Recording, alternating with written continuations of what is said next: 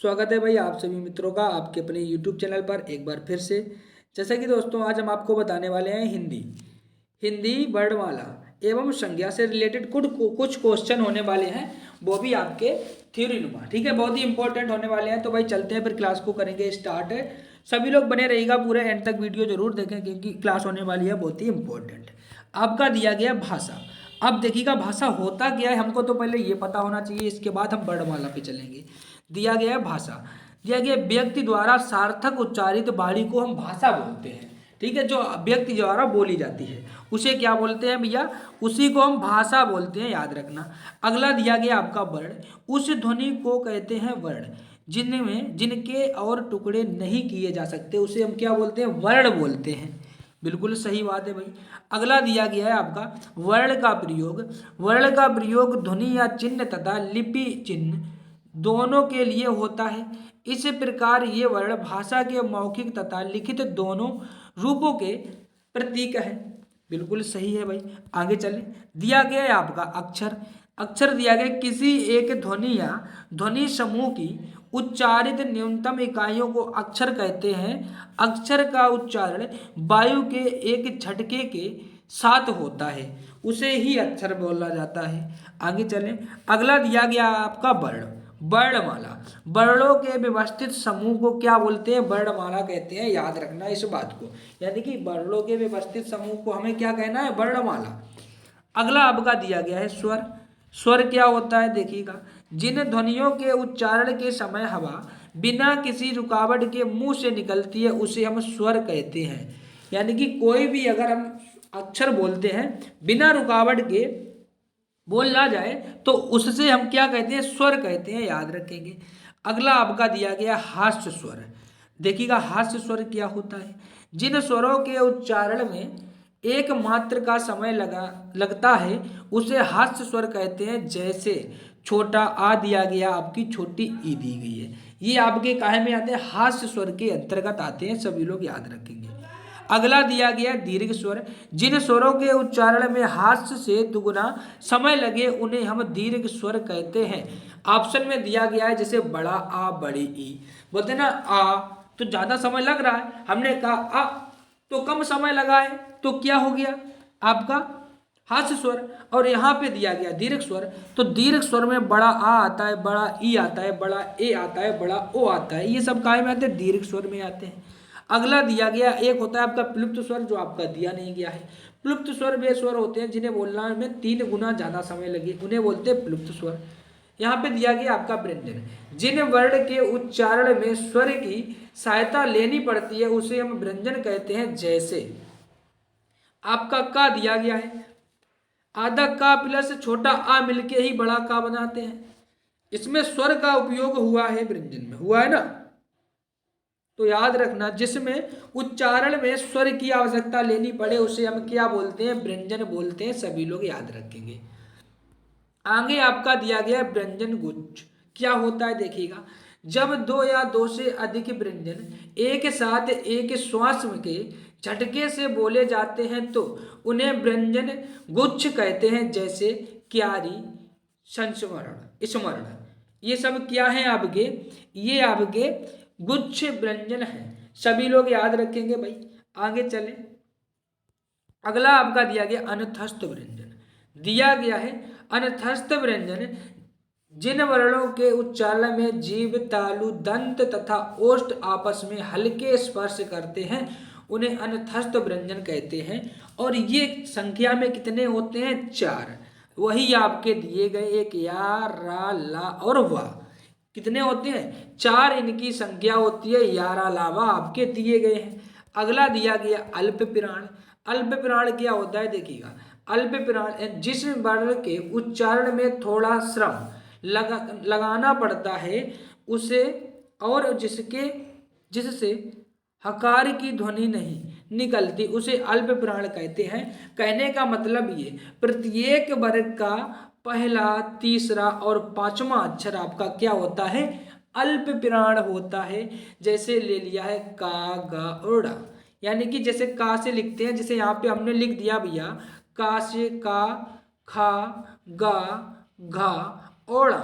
हमने आपसे कह दिया प्रत्येक वर्ग का पहला, तीसरा और पांचवा अक्षर ये आपका क्या हो गया, अल्प प्राण हो गए। समझ गए?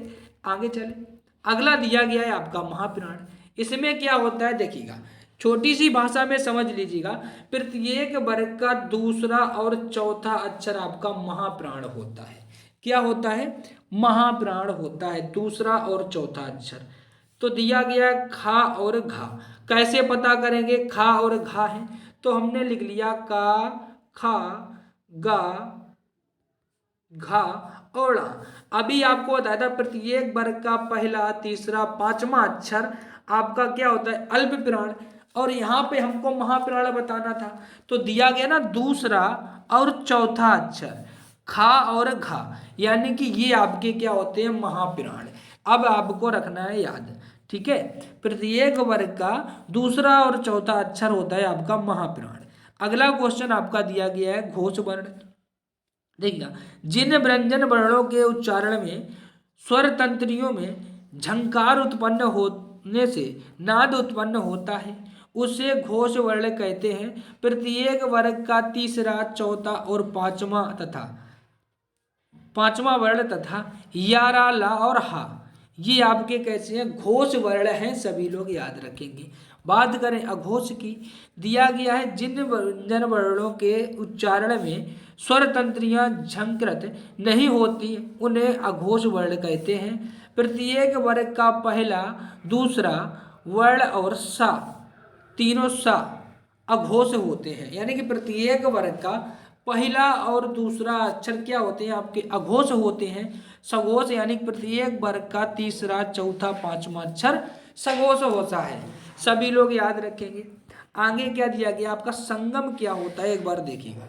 संगम में दिया गया है किसी शब्द के उच्चारण में जो विराम आता है उसे संगम कहते हैं।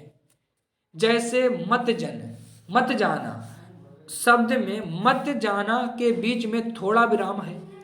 हमने कि घर आना, पहले हमने यहाँ पे क्या कहा घर, फिर थोड़ा विराम लिया, फिर हमने कहा आना। ये सब कैसा हो गया, संगम शब्द हो गए। मत जाना, खा लेना, पहले हमने कहा खा, फिर रुक गए ना थोड़ा, फिर बोले लेना, तो क्या होगा, ये सारे शब्द हो गए थे आपके संगम। दिया गया अनुनाद। अनुनाद भावों की वह स्वाभाविक अभिव्यक्ति है जिसके कारण शब्द का अर्थ स्पष्ट हो जाता है, वह अनुनाद कहलाता है। जैसे हमें तो करना ही होगा, है ना, हमें तो करना ही होगा, ये अनुनाद हो जाते हैं, यानी कि जिनके कारण शब्द का अर्थ स्पष्ट हो जाता है उन्हीं को अनुनाद बोलते हैं। जरूर करना, समझ गए। अब यहाँ पे कुछ आपकी सारणी दी गई इंपॉर्टेंट देखते हैं। एक तरफ कंठ यानी कि उच्चारण स्थान दिया गया, एक तरफ वर्ण दिए गए। अब देखिए कंठ में कौन कौन से आते हैं देखिएगा। दिया का वर्ग पूरा आता है, ये आपको पहले याद रखना है, पूरा का पूरा का वर्ग आता है। हा आता है, छोटा आ, बड़ा आ और विसर्ग, ये काहे में आते हैं, आपके कंठ के द्वारा बोले जाते हैं, उच्चारित होते हैं। अगला दिया गया है आपका तालु। तालु में क्या होता है, चा, छा, जा, झा, या, सा, यानी चा वर्ग तो पहले तो होता है पूरा, इसके बाद या और सा, छोटी ई, बड़ी ई, ये काहे से उच्चारित होते हैं, तालु से। अगला दिया गया आपका मूर्धा, पूरा का पूरा टा वर्ग ले लीजिएगा पहले तो इसमें, इसके बाद रा और सा, दोनों शब्द ये आते हैं, ऋषि भी आपका आता है इसी में, मूर्धा में, ठीक है। बचा है आपका दंत आ गया। दंत की बात करें पूरा ता वर्ग आता है, ता, था, दा, धा, ना, पहले तो पूरा का पूरा ता वर्ग हो गया, इसके बाद आधा ला और रा और सा, सफेरा वाला, ये काय में आते हैं, आपके दंत में आते हैं। दिया गया ओष्ठ, पूरा का पूरा फा, पा वर्ग आता है, पा, फा, बा, भा, पा, फा, बा, भा, इसके बाद छोटा ऊ, बड़ा ऊ, ये सकाय में आते हैं, बोलते ना ऊ, ऊ, ऊ, क्या होता है, ओष्ठ से आते हैं। अगला दिया है कंठ नासिका, तो सिर्फ और सिर्फ ढा होता है। मूंढधन्य नासिका, जा होता है। दंतोष्ठ होता हुआ, तालु नासिका होता है, णा, ठीक है। आगे आपका दिया गया ओष्ठ नासिका पूछा जाए तो माँ होता है, नासिक के पूछा जाए अनुस्वर होता है। नासिक के अनुसार होता है। कंठ ओष्ठ पूछा जाए, ओ औ कैसे होते हैं, कंठ ओष्ठ। ए होते हैं कंठ तालव्य, कंठ तालु। ए दिया है ना, सभी लोग याद रखेंगे। अगला आपका क्या दिया गया है देखिएगा, संज्ञा। संज्ञा दिया गया है। संज्ञा की परिभाषा देते हुए कुछ उदाहरण दीजिए। किसी व्यक्ति, वस्तु, स्थान, भाव आदि के नामों को संज्ञा कहते हैं, जैसे पत्थर, मनुष्य, मूर्खता, राम, सोना आदि।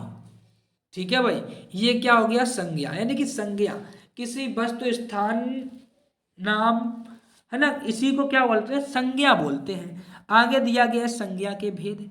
तो भैया संज्ञा के भेदों की बात करें, कितने होते हैं ये भी आपको जानना जरूरी है।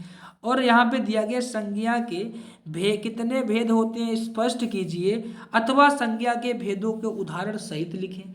यानी कि पहले तो भेद पता कर लें, फिर उनके हम उदाहरण देखेंगे और उन्हें स्पष्ट करेंगे तो आएगा।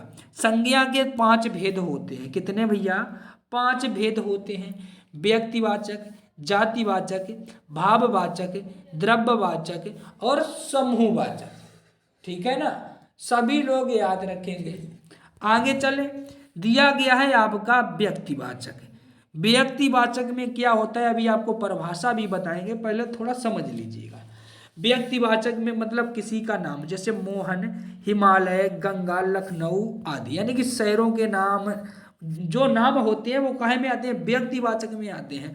बात करें जातिवाचक में, जैसे लड़का, पहाड़, नदी, नगर आदि। जैसे हमने ये कह दिया नदी, तो ये नदी क्या, ये तो जाति हो गई है इसकी। अगर नदी का नाम होता गंगा नदी तो आपकी व्यक्ति में चली जाती। जैसे यहाँ पे लड़का था, लड़के का नाम होता, अभी आपको बताया जैसे मोहन है, तो ये काय में चला जाता। अगर लड़का मोहन होता तो आपका व्यक्तिवाचक हो जाता, क्योंकि उसकी पहचान हो गई। आगे चलें, दिया गया है भाववाचक संज्ञा, जैसे बचपन, सुंदरता, प्रेम, योग्यता आदि। है ना, जैसे बोलते लाल, ये क्या होता है। अगर हम कहते रंग तो क्या हो जाएगा भैया, ये आपका भाव हो गया रंग। बोल दे लाल गुलाब तो आपका क्या हो जाएगा, व्यक्तिवाचक। और बोल दे गुलाब, फिर क्या करोगे, वही तो आपको सोचना है, अभी बताएंगे। दिया गया द्रव्यवाचक संज्ञा, सोना, चांदी, लकड़ी, अन्न आदि, ये आपके द्रव्य में आते हैं। समूहवाचक संज्ञा, सेना, पुलिस, मंत्रिमंडल, सभा इत्यादि, ये सब कहाँ में आते हैं, समूह, जिसमें समूह इकट्ठा होता है समूहवाचक कहलाता है। अब दिया गया है व्यक्तिवाचक, एक एक समझिएगा। व्यक्तिवाचक संज्ञा की परिभाषा देते हुए कुछ उदाहरण आपको देने थे। दिया गया है आपका, व्यक्तिवाचक संज्ञा किसी विशेष व्यक्ति या स्थान का बोध कराती है, जैसे गंगा, तुलसी, पटना, राम, हिमालय आदि। हिंदी में व्यक्तिवाचक संज्ञा की संख्या सर्वाधिक होती है, बिल्कुल सही बात है, सभी लोग याद रखेंगे। अब दिए गए आपके व्यक्तिवाचक संज्ञाओं में निम्नलिखित नाम समाविष्ट होते हैं। जैसे हमने आपके कह दिया व्यक्तियों के नाम काय में आएंगे, व्यक्तिवाचक में आएंगे। जैसे आ गया तुलसीदास, महेश, राम, अमन, अनुज, ये सब काय में आएंगे, व्यक्तिवाचक में। दिया गया नदियों के सारे नाम आपके व्यक्तिवाचक में होते हैं। झीलों के जितने नाम होंगे, डल, बैकाल, है ना, कैस्पियन सागर, जो कुछ भी है सारा का सारा आपका काय में आएगा, झीलों के नाम व्यक्तिवाचक में। पूछा जाए समुद्र के नाम तो भी आपके उसमें आएंगे व्यक्तिवाचक में। पहाड़ों के नाम, गांव के नाम, किसी भी गांव का नाम हो, और ले लें जैसे नगरों के नाम, सड़क, दुकानों, प्रकाशनों इत्यादि, जो कुछ भी है अगर नाम की बात करें तो काहे में आएगा भैया, आपका व्यक्तिवाचक में। ठीक है भाई, आगे और दिया गया है आपका, जैसे दिया गया महादेशों के नाम, एशिया, यूरोप, देशों के नाम, चीन, भारत वर्ष, रूस, कनाडा, जापान, ऑस्ट्रेलिया, ये सब कैसे हैं, आपके व्यक्तिवाचक हैं। राज्यों का नाम, उड़ीसा, बिहार, झारखंड, काबुल, ये सब कैसे हैं भैया, आपके व्यक्तिवाचक। दिया गया पुस्तकों के नाम, रामचरितमानस, सूरसागर, सूरशाला, वही साहित्य लहरी, ये सब। पत्र पत्रिकाओं के नाम, दिनमान, अवकाश, जगत, साप्ताहिक, ये सब आपके हो जाएंगे काहे में, व्यक्तिवाचक में। और भी दिए गए त्योहार, ऐतिहासिक घटनाओं के नाम, ग्रह नक्षत्रों के नाम, महीनों के नाम, दिनों के नाम, ये सारे के सारे आपके काय में चले जाएंगे, व्यक्तिवाचक में। कितने भैया, व्यक्तिवाचक में चले जाएंगे, सभी लोग याद रखेंगे। दिनों के नाम अगर आपसे पूछ दे सोमवार, कौन सी संज्ञा है, तो व्यक्तिवाचक संज्ञा है, बगैर कहे बता दीजिएगा, बगैर सुने, है ना। पूछा जाए चंद्रमा नक्षत्रों के नाम रोहिणी सूर्य कौन सा है, तो ये भैया व्यक्तिवाचक है ना, क्योंकि उसका नाम है, हम जानते हैं। अगला दिया गया आपका जातिवाचक संज्ञा की परिभाषा देते हुए कुछ उदाहरण देने हैं। तो देखिएगा, जातिवाचक संज्ञा किसी वस्तु या प्राणी की संपूर्ण जाति का बोध कराता है, जैसे गाय, नदी, पहाड़, मनुष्य आदि। ठीक है। अंग दिया गया है आपका, गाय किसी एक गाय को नहीं कहते, अपितु यह शब्द संपूर्ण गो जाति के लिए प्रयुक्त होता है। बिल्कुल सही है। गाय के अंदर अमेरिकन गाय, हम बोलते हैं ना अमेरिकन गाय, जापानी, ऐसे गाय होती है ना, देसी गाय, मुर्रा, ऐसे ही सब होता है। तो भाई गाय है, गाय के अंतर्गत तो हर बिरादरी आएगी।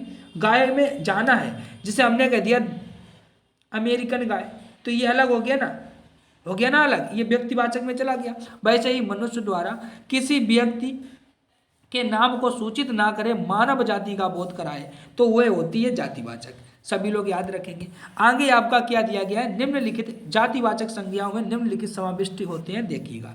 पशुओं, पक्षियों एवं कीट पतंगों के नाम, जैसे खटमल, गाय, घोड़ा, चील, मैना आदि। ये क्या हो गया, क्या हो गया भैया, सारे के सारे आपसे गोदे घोड़ा।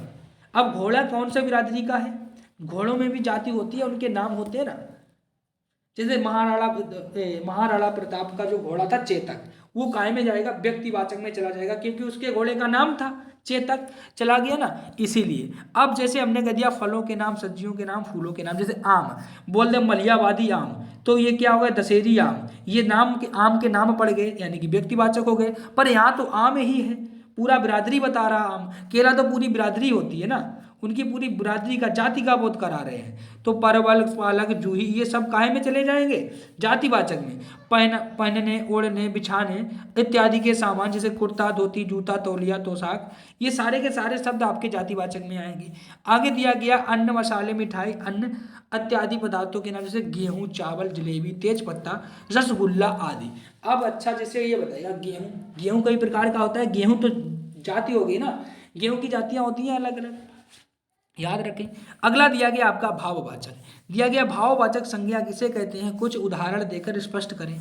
अब देखिएगा, भाववाचक संज्ञा दिया गया है, भाववाचक संज्ञा व्यक्ति या पदार्थ की गुण धर्म या का बोध कराती है, जैसे अच्छाई, बुराई, चौड़ाई, मिठाई, लंबाई, वीरता इत्यादि। इस सभी का बोध कराने वाला क्या होता है, भाववाचक होता है। और भाववाचक समाविष्ट देखते हैं कौन कौन से दिए गए हैं। जैसे अगर गुणों की बात करें, जैसे कुशाग्रता, चतुराई, सौंदर्य, है ना, ये सब गुण हो गए। भाव, कृपा, पितृता, शत्रुता। अवस्था दिया गया जवानी, बचपन, बुढ़ापा। माप दी गई ऊंचाई, चौड़ाई, लंबाई, ये काय में आती है, ये सब आपकी आती है भैया द्रव्य में। ठीक है। ऐसे ही सारी दिया गया गति, क्रिया, माप, स्वाद और अमूर्त भावनाएं, ये सब काय में होती हैं, आपकी भाव में होती हैं, सभी लोग याद रखेंगे। अगला आपका दिया गया समूहवाचक संज्ञा किसे कहते हैं, उदाहरण सहित लिखें। दिया गया समूहवाचक संज्ञा पदार्थों के समूह का बोध कराती हैं, जैसे गिरोह, झब्बा, झुंड, दल, सभा, सेना इत्यादि। जैसे बोलते हैं ना, फौज निकल रही है, फौज झुंड में निकलती है ना, निकलती है ना, हाँ, तो वही सब यहाँ पे पूछा गया है, उन्हीं का बोध कराने वाले समूहवाचक कहलाती है। आगे चले, दिया गया है आपका द्रव्यवाचक संज्ञा किसे कहते हैं, कुछ उदाहरण देकर स्पष्ट करें। द्रव्यवाचक संज्ञा किसी धातु या द्रव्य का बोध कराती है, जैसे घी, चांदी, पानी, पीतल, सोना आदि। ये सब क्या है, ये सोना, चांदी, जितने भी धातुएं आपकी द्रव्यवाचक में आती हैं, ये बात को आपको याद रखना है। आगे दिया गया है द्रव्यवाचक संज्ञा की सबसे बड़ी विशेषता यह है कि इसके पूर्ण स्वरूप और अंश के नाम से पर्याप्त अंतर हो जाता है। एक टुकड़ा सोना भी सोना है और एक बड़ा खंड भी सोना है, एक बूंद घी भी घी है और 1 किलो घी भी घी है। ठीक है भाई, ऐसे ही दिया गया, किंतु एक पूरे वृक्ष के टुकड़े को हम वृक्ष कदापि नहीं कहेंगे, उसे लकड़ी, सिल्ली, टहनी, डाली इत्यादि जो कह ले। द्रव्यवाचक संज्ञा के निर्मित पदार्थ जातिवाचक संज्ञा होते हैं, इस बात को आपको याद रखना। ठीक है, कुछ गुण होते हैं भाई ऐसे जो हो जाते हैं। अगला आपका दिया गया था भाववाचक संज्ञा। भाववाचक संज्ञा, तो देखते हैं भाववाचक संज्ञा प्रायः 5 प्रकार के शब्दों से बनाई जाती है। कौन कौन से होते हैं वो देखिएगा। एक तो संज्ञाओं से, एक विशेषणों से, एक सर्वनामों से, क्रियाओं से और अव्यय शब्दों से। ठीक है भाई, सभी लोग याद रखेंगे। अब इतना ही कुछ था क्लास में, इतना ही कुछ था। यदि आपको क्लास अच्छी लगी हो तो भाई सभी लोग लाइक शेयर जरूर करें क्लास को, ठीक है।